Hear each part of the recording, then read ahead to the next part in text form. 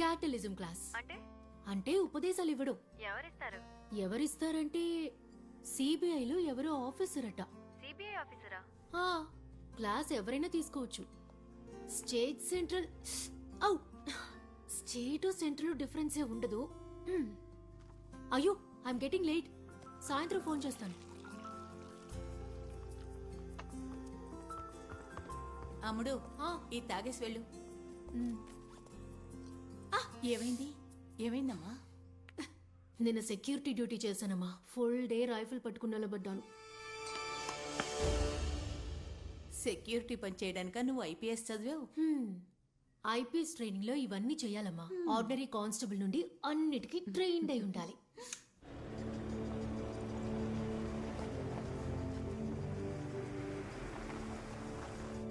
Okay మా bye.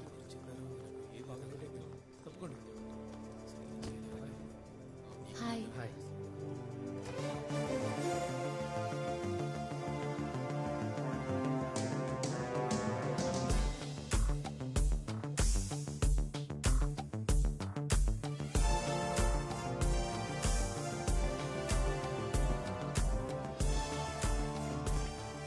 I'm Balu and his Vinay, my colleague. ఇక అందరూ హాయిగా గాలి పీల్చుకోవచ్చు. కొందరికి పోలీసులన్నా మిలిటరీ వాళ్ళన్నా ఇలాగే ఉండాలని కొన్ని అభిప్రాయాలు ఉంటాయి. కండలు తిరిగి ఉండాలి, నవ్వకూడదు, మీసాలు ఉండాలి, ఇలాంటివి ఎన్నో. అయ్యో మీసం ఉండాలన్నది నీ గురించి కాదు, అదిగో అతని గురించి. ఓ కథతో మొదలు పెడదాం అనుకుంటున్నాను. ఒకసారి ఓ అతను తపస్సు చేశాడు, ఘోర తపస్సు. అతని కోరిక రాజు అవ్వాలని. దేవుడు ప్రత్యక్షమయ్యాడు, అతనికి వరం ఇచ్చాడు, తాను రాజు అయ్యాడు. కానీ ప్రయోజనం ఏంటి? రాజు మంచి ఎఫిషియంటే, కానీ పరిపాలన టోటల్ శూన్యం. కానీ ఆయన తపస్సు చేసి తాను రాజు అవ్వాలని మాత్రమే దేవుని వరమడిగాడు. ఎందుకంటే అతను మంచి పరిపాలకుడు అవ్వాలని కోరుకోలేదు. నేను చెప్పింది అర్థమైందా? You all are efficients, no doubt. But ఒక సామర్థ్యం ఉన్న ఆఫీసర్ అవ్వాలంటే ఎఫిషియన్సీ మాత్రం సరిపోదు, ప్రొఫిషియన్సీ కూడా ఉండాలి. So what's proficiency? అది ఎక్కడ ఉండాలి? From inside. మీకున్న విజ్ఞానాన్ని వీలైనంత మేరకు అప్లై చేయాలి. That's proficiency. ఓ ఉదాహరణ చెప్తాను. ఓ క్రైమ్ జరిగింది. క్రిమినల్ ఎవరు ఏంటని ఓ చిన్న క్లూ కూడా దొరకలేదు. No trace of evidence, nothing. ఏ నిర్ణయానికి రాలేని పరిస్థితి. A state of total uncertainty. Underline the word uncertainty. Uncertainty plus pressure from the top brass, politicians, media and of course public outright. ఇవన్నీ కాకుండా మన లోపల నుంచి వచ్చే ఒక భావన. ఏ ఆఫీసర్ అయినా తడబడతాడు అటువంటి స్థితిలో. ఇటువంటి సందర్భాల్లో మీరు ఏమైనా సాధించాలనుకుంటే ఒట్టి రాజుగా ఉంటే సరిపోదు, చక్కగా పరిపాలించే రాజుగా ఉండాలి. అందువల్లే నేను ముందుగా అందరికీ చెప్పాను, బిగుసుకుపోయి ఉండకూడదు, నవ్వాలి. నవ్వు అందరినీ రిలాక్స్ చేస్తుంది. ఈ రిలాక్సేషన్ నుంచే టాలరెన్స్ తయారవుతుంది. అప్పుడు ఏదైనా వరం అడిగే ముందు ఓర్పునివ్వమని అడగాలి. Now let's go for a short break. Tea తీసుకొని తాగండి. రేపు ఇతను గొప్పోడైతే అప్పుడు మనం సెల్యూట్ కొట్టాలి. అప్పుడు మనం చెప్పుకోవచ్చుగా మనకి టీ సప్లై చేసినోడని. తమాషకన్నానులే. Thank you. Coffee? No thanks sir. నేను ఆయిషా, అన్వర్ గారి నర్స్ని. అన్వర్? ఓ, మన మినిస్టర్ సమద్ గారి. అవును సార్. అంకులే నేను ఐపీఎస్ అవ్వాలని ఆశపడ్డారు. Thanks to Anwar. Sir this is Rachel. Thank you. Oh, Rachel from Anandavadi. అవును సార్. చూడు, నువ్వు ఇలా వెనక నుంచోవలసిన దానివి కావు. All India civil service exam లో నీది సెకండ్ ర్యాంక్. అయినా ఇప్పటికీ మీ నాన్న కూలి పనులకు వెళుతున్నాడని ఏదో మ్యాగజైన్ లో చదివానే. నేను ఐపీఎస్ అయినా సరే మా నాన్న కూలి పనులకు పోవడం మానలేదు sir. That makes you great dad. Congrats. Thank you sir. Sir, ఇన్ని సంవత్సరాల ఎక్స్పీరియన్స్ లో మీ సహనాన్ని పరీక్షించిన కేసు ఏదైనా ఉంటే చెప్తారా? ఓ కేసు సిబిఐకి వచ్చిందంటే అది కాంప్లికేటెడ్ అయి ఉంటుంది. బట్ కొన్ని కేసులు కన్ఫ్యూజ్ చేసేస్తాయి. సార్ అలాంటిది ఏదైనా? ఓ కేసు ఉంది. That was perhaps the most trying in most difficult one be ever faced. ఈ నక్షత్రాలను లెక్కించడం అసాధ్యం కదా. ఆ కేసు కూడా అలాంటిదే. మా బాస్ సేతు సార్తో సహా అందరినీ టెన్షన్ పెట్టింది.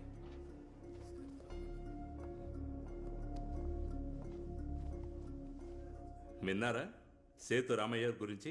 విన్నాం సార్, ఒకసారి ముసోరీలో కలిసాం. సేతు సార్ ఇప్పుడు ఢిల్లీలో ఉన్నారు, హెడ్ క్వార్టర్స్లో.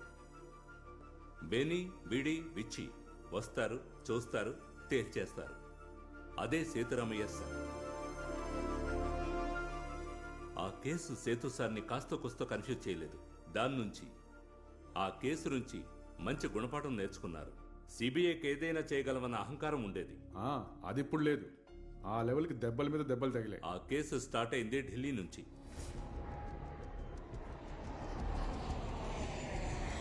ఫ్లైట్లో ఆ రోజు మిగతా ప్యాసింజర్స్తో పాటు స్టేట్ మినిస్టర్ అబ్దుల్ సమద్, ఆయన ప్రైవేట్ సెక్రటరీ అన్వరు ఉన్నారు.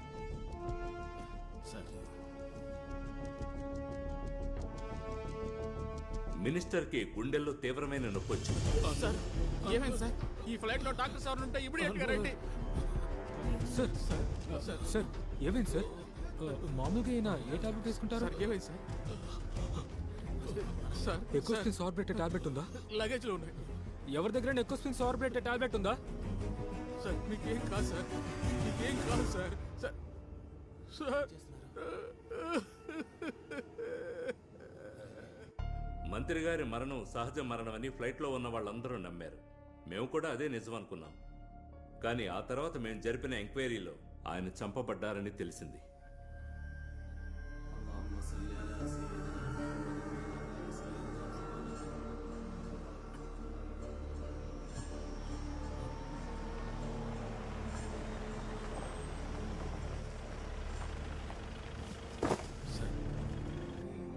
రండి సార్.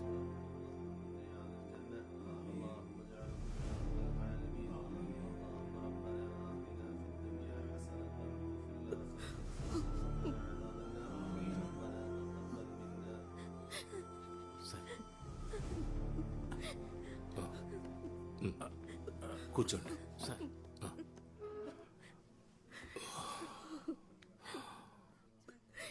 నాకు ఇప్పటికీ నమ్మశక్యంగా లేదు. నిన్నటి వరకు అందరికీ తోడుగా ఉన్నారు, ఇవాళ లేరు. రాజకీయాల్లో ఆయన పాత్ర ఎంతో ముఖ్యమైంది.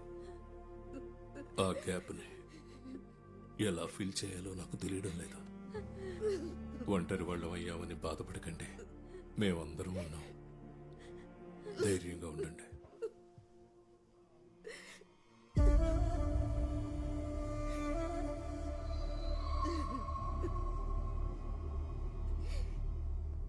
మంత్రి గారి మరణంలో ఏదో గూడు పుటాని ఉందని కొందరి అనుమానం. ఆ తర్వాత జరిగిన మరణాలు దాన్ని నిజమని తేల్చాయి. ఆ మరణాలు తర్వాత బాస్కెట్ కిల్లింగ్స్గా పేరు పొందాయి. కోర్స్ మీరు వినే ఉంటారు బాస్కెట్ కిల్లింగ్స్ అనే పేరు. ఆ రోజుల్లో కొందరు వాటి గురించి చదివి ఉండొచ్చు, బట్ మీరు చదివింది విన్నది కూడా యథార్థం. బాస్కెట్లో రెండవదిగా వచ్చింది ఒక మ్యాన్ మిస్సింగ్. ఎప్పటి నుంచి ఆయన కనిపించకుండా పోయింది? ఇవాళతో 2 రోజులైంది సార్. ఏంటి ఆయన పేరు? ముత్తుకోయ. వయసు? 24. ఇల్లు ఎక్కడా? ఇక్కడ రైస్ మిల్ కి దగ్గరలో. రైస్ మిల్ కి దగ్గర. ఏం చేస్తుంటాడు? చనిపోయిన మంత్రి సమద్ గారి బిజినెస్ స్టాఫ్ గా ఉండేవాడు. బాస్కెట్ కిల్లింగ్స్ లో తర్వాతది మినిస్టర్ సమద్ గారి పర్సనల్ డాక్టర్, పేరు పొందిన cardiologist doctor Venu.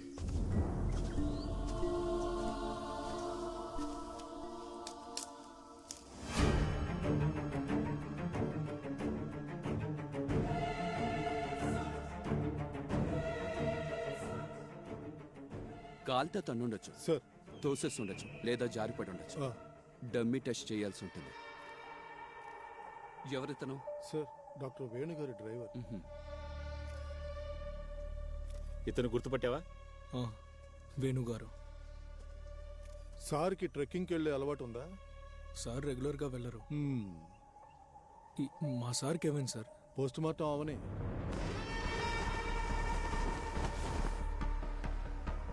బాసురన్ freelance journalist, రచయిత, యాక్టివిస్ట్, చిత్రకారుడు, అన్ని.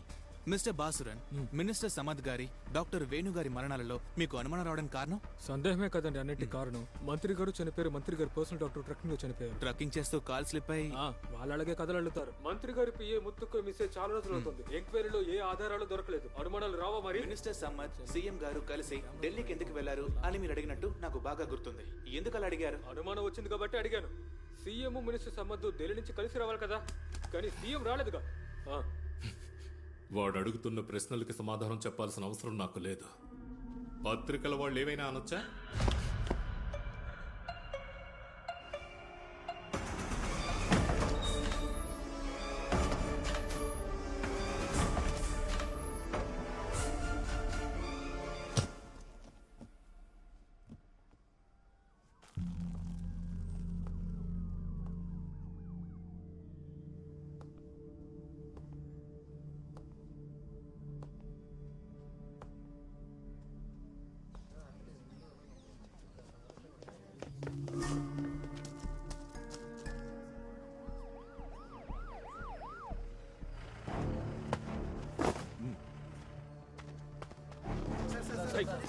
No questions. No.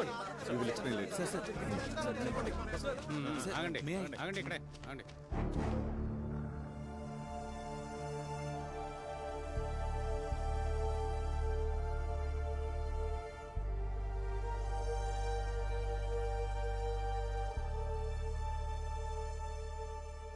Post mortem చేయకుండానే చెప్పొచ్చు సార్, చంపి ఊరేశారని. కరెక్టేగా ఆనంద్? సార్, ప్రత్యేకంగా ఆత్మహత్య నోటు ఏమీ లేదు గనక. సార్, అతన్ని కొట్టి ఉరేసి చంపారని అప్పుడే చెప్పలేం కదా సార్.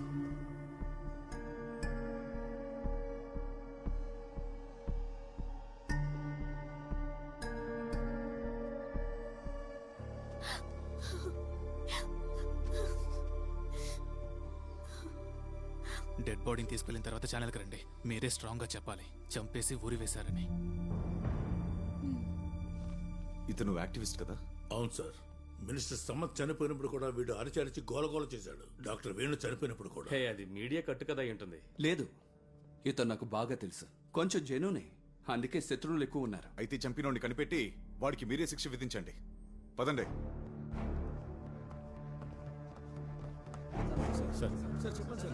No comments. నో. ఆ అమ్మాయి ఎవరంట? సార్, తన గర్ల్ ఫ్రెండ్ అని చెప్తుంది. రా.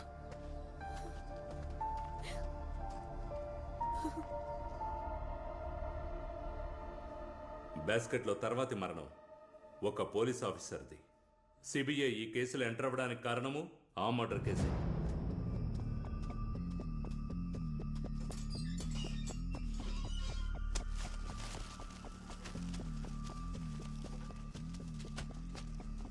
అన్నా, 3 హిందూ పేపర్స్ ఉంటే ఇవ్వరా?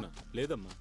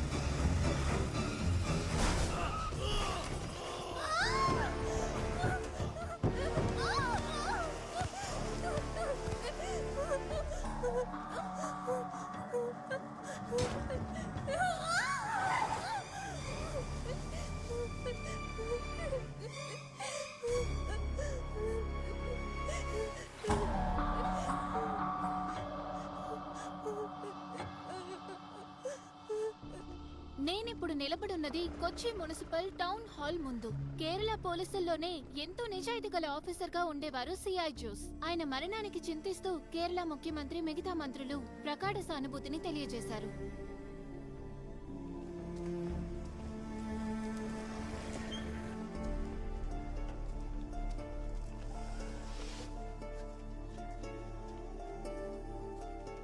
అక్క నువ్వు చూసింది పోలీసులు చెప్తే డబ్బులు ఇస్తారక్క?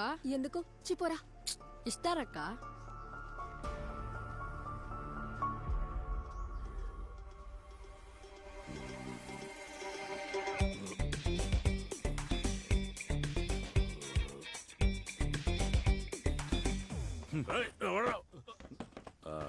సారా కూర్చోండి.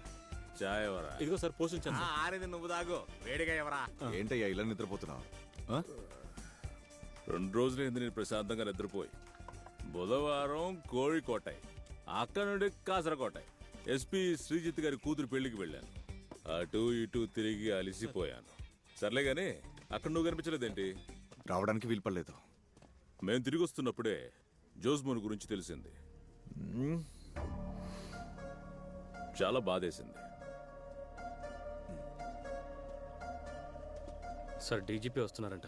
ఓ సార్ అడిగినప్పుడు ఇవ్వకుండా నువ్వే తాగు. సారీ సార్, నిజంగానే నన్ను తాగమన్నారు అనుకున్నా. Sorry sir. ఎవడ్రా వీడు?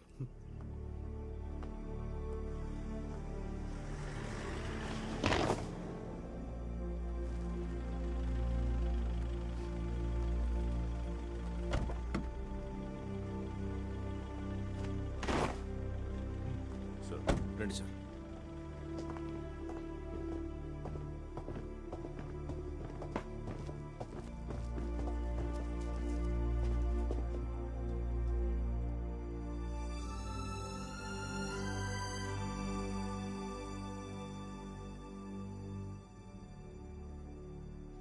వీళ్ళు జోస్ భార్య కొడుకు సార్.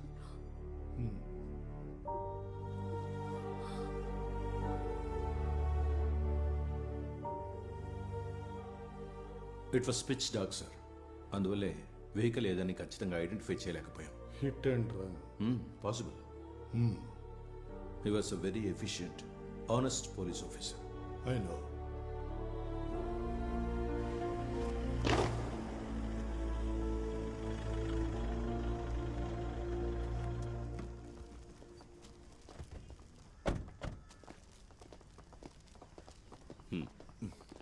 వీళ్ళకి ఎక్కడేంటయ్యా పని? జోసు కొన్నాళ్ళు సిబిఐలో డెప్యుటేషన్లో ఉండేవాడు కదా.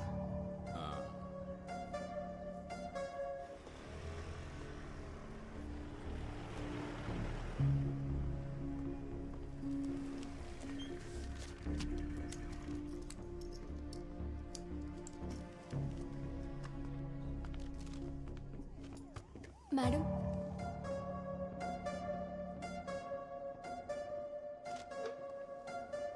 నువ్వు ఏం చూసావో అది సత్యదాస్ సార్కు చెప్తే చాలు. ఆయనే ఈ కేసు ఎంక్వైరీ చేస్తున్నారు. ఈ అమ్మాయితో పాటు నువ్వు వెళ్ళు. రామా. ఈ ఇన్ఫర్మేషన్ ఇస్తే పోలీసులు డబ్బులు ఇస్తారని నా ఫ్రెండ్ చెప్పాడు. ఈ అమ్మాయి లాకప్ లేండి. వద్దు సార్. నిన్న అక్కడ చూసినందువల్లనే రూమ్ లో ఉన్న ఆ వ్యక్తి లైట్ ఆఫ్ చేశాడు. అది నిజమేగా? అవును సార్.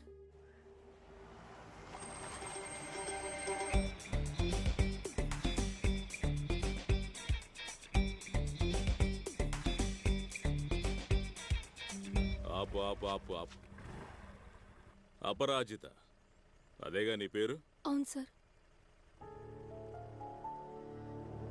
ఆ కిటికీ దగ్గరేగా నువ్వు అతన్ని చూసింది? అవును సార్. చాలా యూస్ఫుల్ గా ఉంది నువ్వు ఇచ్చిన ఇన్ఫర్మేషన్. సిఐ జోస్మోన్ తెలుసా? తెలుసు, చిన్నప్పటి నుంచి ఆ సార్ ఇంట్లో నేనే పేపర్ ఇస్తూ ఉంటాను.